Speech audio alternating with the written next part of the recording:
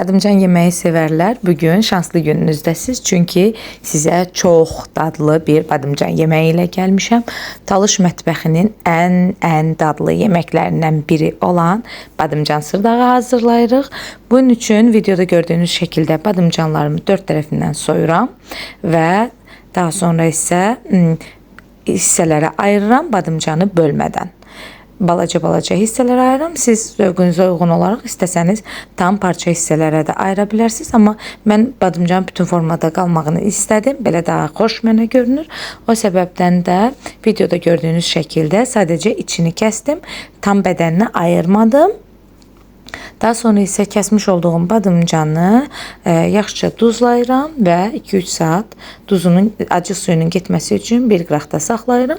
İstəsəniz duzlu suda da saxlaya bilərsiniz, amma mən birbaşa duzun içərisində saxlamağı seçim etdim. Daha sonra isə yaxşıca yuyacağam və qızardacağım. Bu şekilde hazırlayıram. Badımcanın çok dadlı yeməkləri var, bilirsiniz. Sizlərlə zaman zaman bunları paylaşmağa çalışacağım.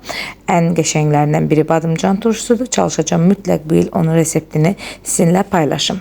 Badımcanları kəsdikdən sonra videoda gördüğünüz şəkildə yaxşıca duzlayıram ki acı suyu qəşəng getsin. Mümkün olduğu qədər 2-3 saat, 4 saat, 5 saat duzlu suda saxlaya və yaxud da ki duzda saxlaya bilərsiniz.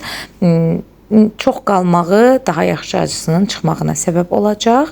Hər tərəfini qəşəng duzlayıram və bir qıraqda gözlətdirirəm. Badımcanlarımızın acısı getdikdən sonra qəşəngcə sudan yuyuruq ki, həm acılığı, həm də duzluluğu getsin. Daha sonra sıxıb suyunu süzürük. Yağlı tavamıza yerləşdirib hər tərəfini qəşəng qızardırıq. Tavam köhnəlib bilirəm. Arada dəyişdirməyə fikirləşirəm. Prosta bu aralar vaxtım yoxdur biraz. Təzə qazan dəstləri almalıyım özümə. Qapağı bağlı bir şəkildə badımcanlarımızı bişiririk ki, özləri də baş hissəsi əsasda yumuşalmış olsun. Hər tərəfini yaxşıca qızardırıq. Çox qızartmırıq. Videoda gördüğünüz şəkildə qızılı bir rəng alana qədər qızardırıq. Çünki dəmdə də qalacaq.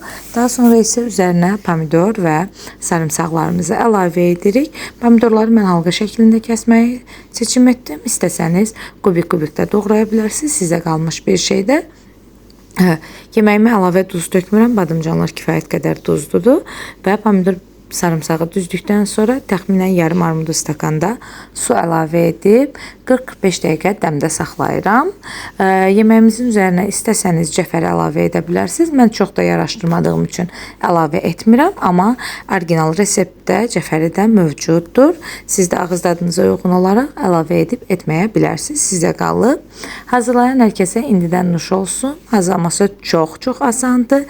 Dadı isə möhtəşəmdir. Əgər videomu bəyəndinizsə kanalıma abunə olmağı və videolarımı like etməyi unutmayın. Özünüzə yaxşı baxın. Hələlik.